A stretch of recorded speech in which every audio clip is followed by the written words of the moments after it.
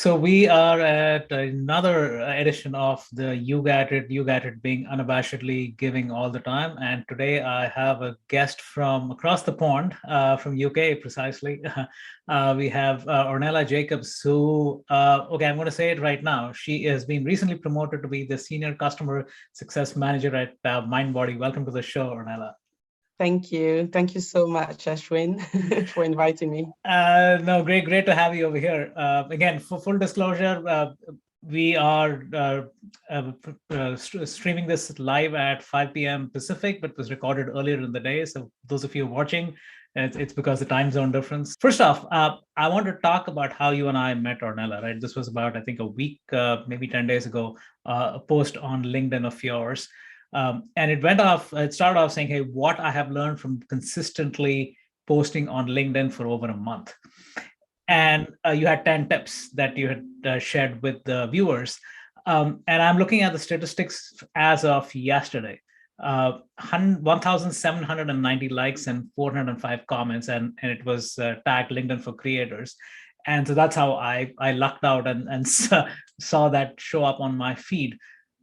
Talk about that moment and how it felt, and a little bit about your journey. Yeah. So yeah, so first of all, like thank you so much. I'm really glad that you reached out to me, and I'm really happy to be here today actually to talk a little bit about that. Um so it was really nice to see that my post actually was, kind of going viral, we can just call it. I've been posting for a little while now on LinkedIn, and it was amazing to see not just that, oh my gosh, my post is going viral, which are the first, reaction that I had. I was having dinner and I posted it and I started eating. And by the time I was finished, 20 minutes later, it was like, poof, my phone exploded. And I don't have notifications. I actually have a post about that. I saw So I that. had to enter into the app and then be bombarded with all of these notifications all at once. So it was a bit overwhelming at first, but then it was very humbling. I was seeing that people could really resonate with what I said, and inspiring people is really what I'm trying to achieve by posting consistently on LinkedIn as well. I just felt like I had things to talk about. I've learned so much over the years. I'm still learning now, and surely there must be somebody in my situation that must be going in that journey and might be one step behind or one step forward, and or simply just want to sit down and watch my journey, and that's what I'm doing.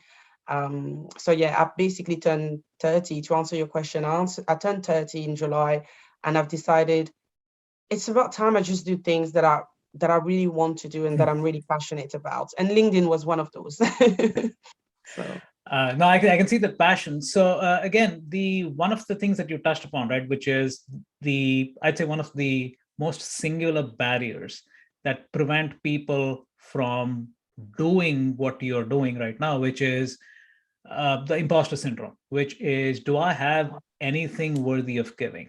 What if I give something and there is nothing but the sound of silence? Am I less worthy now? Right. So, how have you been personally been able to get over that mental obstacle of am I worthy enough?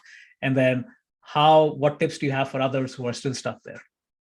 hmm So I think the first step is really to be honest with yourself. I think for me, I really sat down, I said it out loud, spoke to my husband, who was very supportive, and I was just like, I just feel like I'm just not good enough. I think to start with, you need to kind of say it out loud and recognize and accept that that's the only reason that's blocking you, because you know.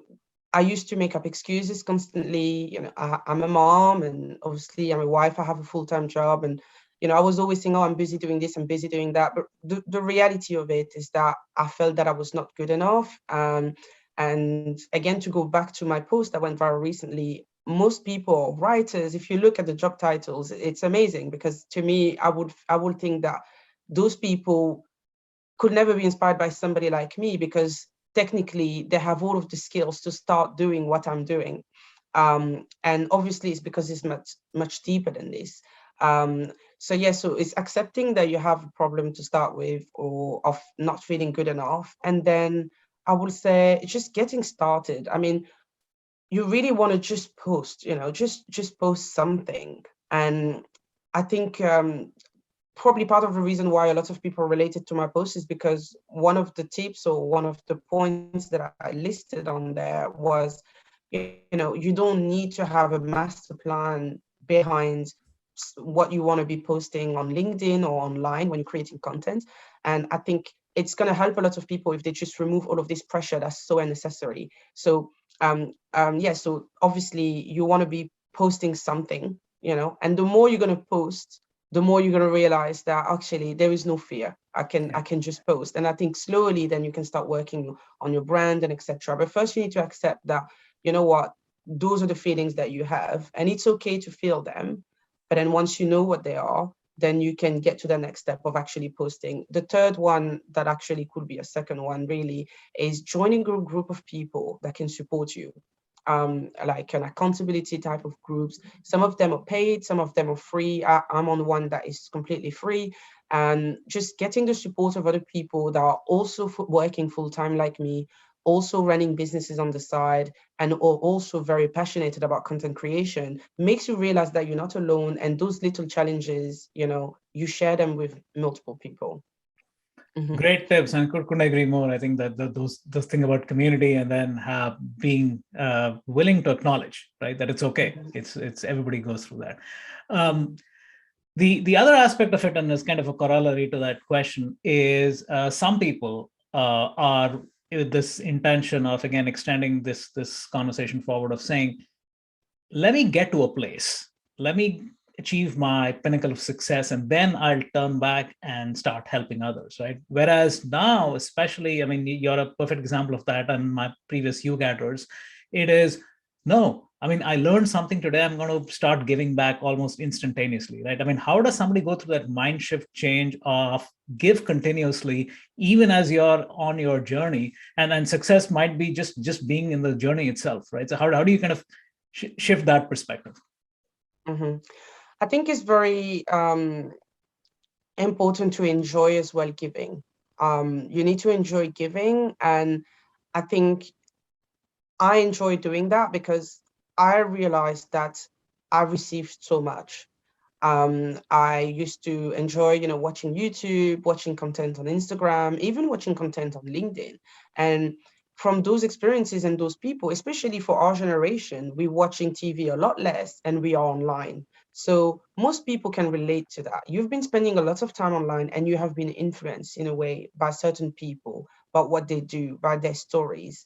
And it changed the course of my life. I know that there are certain things and some decisions that I've made in my life were based on some things that some people said online, and for the good. And I think I've realized that, oh my God, when you start speaking with people and you realizing that you're helping them in real life, you're just thinking, I could put it out there and it could help and reach even more. Um, I think it's okay to be authentic and vulnerable as well. And I think a lot of people maybe find that idea a little bit harder because it takes some kind of vulnerability to put yourself out there and be honest and to be like, look, I'm not a professional writer, but I'm going to be writing posts and articles on LinkedIn and just sharing my own stories with you guys. It takes a certain kind of vulnerability doing that. But I think ultimately it's to understand that it's self-love, is to understand that you're good enough and you're a great person and your opinions matters. There will be one person out there that is going to be waiting for you to post and waiting for your message. And once you focus on that person, I would say that's one of the tips that I could give to someone that can try to shift into that mindset. Focus on that one person you want to help and that needs to hear your message, and it will get you to continue to post. Unbelievable. Yeah, and that is so true, right? One life that is improved because of what you did or said. The other aspect of this is the whole business metric of ROI, right? Which is, for, let's say, talking about postings, like, hey, I posted 5 posts, right? I need to get 20 likes, I need to get 10 followers. Versus this you got it mentality, which is unabashedly giving, right? The whole mind shift is different, which is you are in this giving mode. Yes, the returns will come. The returns will come in unexpected fashions at its own time, with a completely different vehicle that you never even imagined, right? So how does somebody who has been looking at this from our ROI, from a quid pro quo perspective, kind of shift away from that and get into this you got it mindset, which is much, much more empowering and allows you to kind of, like you said, be on a consistent role to continuously give. But first of all, there are a couple of things. There's data. Data shows as well that, for example, right now, if you want to start, let's say, a YouTube channel, you will need to post, I don't know, 50 maybe to 100 of videos and be consistent for maybe a couple of years before you can really see something from it. Obviously, there are the unusual people that go viral before. You can have a piece of content that is just like, wow, like your post. Or like a post like Ornella Jacobs, for example. And things like that can, push and that growth. But the reality is, if you check on data and you observe the majority of creators out there, it takes time. And I think one of the things that people keep forgetting is that when they see the success, they don't actually see how the person got there. It looks easy. Over time, they're making it look like it's very easy and everything, but there's been a whole process behind, and people need to remember that. And I think when you sit down and start thinking about this, it's definitely going to help people understand. And then secondly, you cannot be driven too much about the actual results that you're getting. Again, if you want to be a content creator, you need to be doing it for the right reasons. This is not a job that you apply and that you have a specific salary for. This is something that you need to treat as a passion, give it your best, and then if money comes, well, great. Obviously, you can strategize. There's so many things you can try to do to influence that happening a lot faster. But I think that being authentic is making, what I'm realizing from the people that are very successful from it, they got there because they were very authentic from the start, and you could see the passion for what they were talking about and for the content that they were sharing. And that alone will drive so much content. And then the third thing I want to say about that is that you need to enjoy the process. This is something that you want to do because you enjoy doing it, because it's fun, because you feel like you're on a mission. Me, when I'm walking around my house, in between everything that I need to do, I'm like, oh, I need to post because my audience is going to realize I didn't post today. And yes, I have 10 likes, sometimes 12 likes. I mean, sometimes over 1,000. Yeah, like the recent viral post. But I want to post for those 10 people, because I promised that I would. So, yeah, that's what I have to say. So that actually gets to the next question, right? Which is, so I actually went and looked at that viral post of yours. You actually responded to every single comment.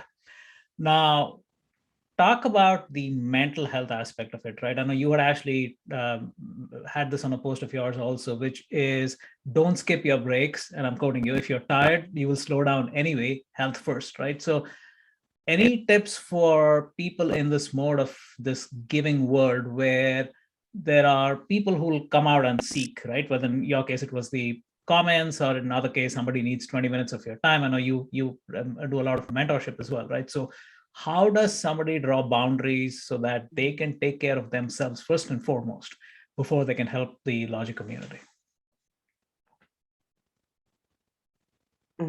I think it's about prioritizing what you do in life. You need to write it down. For example, when my daughter was born, I remember that prior to her birth, I used to work a lot. My husband and I, when it's about business, we like to put a lot of hours into it, maybe a little bit more than what we will do in enjoyment. But when our child arrived, we had to switch that mentality, and we needed to figure out, because she became our first priority, and we sat down thinking, okay, what is most important to us? And if business was not number one anymore, I mean, it never was, because health always is, but you need to make sure that you're writing it down and that you're splitting your time depending on what's actually important for you. So I responded to all of my posts, and basically I used some of my, okay, I'm spending time on LinkedIn time to do just that. Or I would, for example, say, you know what, this evening, I don't want to watch Netflix show, and I'd rather be on there and then comment and respond to some comments and like all of them. So you want to trade time for another. I think one of the big misconceptions that people have is that if they want to be successful or more productive, is that they need to put more hours into things, when really all you need to do is to switch and trade that time. Think about it. Are you watching too much TV? Did you really need to spend an hour on Instagram scrolling and laughing at funny videos? Perhaps you could have done it for 10 minutes and then you could have used 50 minutes to do something else. I'm not saying to completely delete certain things, but you just trade the time that you have, and then you will achieve so much more and be more productive. So these are my tips, and I would have a lot more because I think it's a topic. I've been really on a big journey on trying to be even more productive each time, and I've been testing different things. So it's an interesting one, and I think everyone needs to find what works for them. But I would say these tips really helped me. So yeah. Okay. So one final question, right? And this is something that I personally found it really hard, and I'm still trying to get there, which is the consistency aspect of it, right? Which and it's yeah, I mean the hardest thing they say is the second day, the third day, the fourth day, right? It's like after you get off that initial rush of, okay, I'm doing something new. What have you found to be successful for you that allows you to come back and keep at it, whether it's posting, whether it's commenting? I know you're saying you're trying different things. How does somebody continue on that journey, knowing that, hey, in your case, I mean, hey, yeah, there was a viral post, and then there are posts which have impacted one life, posts that impacted 10 lives, right? So it's going to keep changing, but the challenges showing up every day. So how, like, what tips do you have for people about the consistency aspect and keeping at it? I think especially if it comes to LinkedIn and content creation, if you are a content creator or want to become a content creator, you need to behave like one. And content creators create every day. It doesn't mean you need to post every day, but be consistent in creating every day would probably be the best, even if it's a little bit. But if it's not every day, I would say be consistent with a timeline that's realistic to you. I think a lot of the people find it quite overwhelming when they say, oh, create every day or post every day. But again, if you decide to post, even if it's just once a week, then dedicate that time and do it then. But the reason why I like to do it every day, and I think it's the best tips the best tip that I can give, is that it allows you, it trains your brain to just get accustomed to doing it all the time. And the more you do something, the better you become at it. And then it becomes easy and it becomes natural. The same way you wake up and you brush your teeth, well, every day you need to create. You need to create something, even if it's spending 20 minutes on it or half an hour, or even if it's unfinished, that's okay. But I find that that's the good one, because there was a point, and especially when you're going to post something and it goes viral, I mean, I had 4 posts already lined up and I was hesitating as to which one I was going to pick, because I was like, I just went viral now. So this could go wrong. This could go really well again. And then I thought, you know what? It doesn't matter. Yeah. I've created all of those 4 posts, but I can decide, because that's what I do on a daily basis. I either decide to post something that I want to create on the spot, or I post something that I've created previously. But I will say all of this help with consistency, because suddenly you have options. Yeah. If, for example, the best people, the people who succeed, are the people that show up every day. Actually, they show up every day, whether they're in a bad mood, whether they are happy, whether they are upset, or any type of feelings. Yeah. But the thing is, it requires a system. And the system, when I say system, it doesn't have to be sophisticated. I write most of my posts on my notes, because for me, it's easy to be on my phone. And I don't even use a scheduling app yet. But like I said, it takes me 1 minute to then go and post it. Unless I decide that what I want to create today is what's going to be posted today. So yeah, create every day is the tip.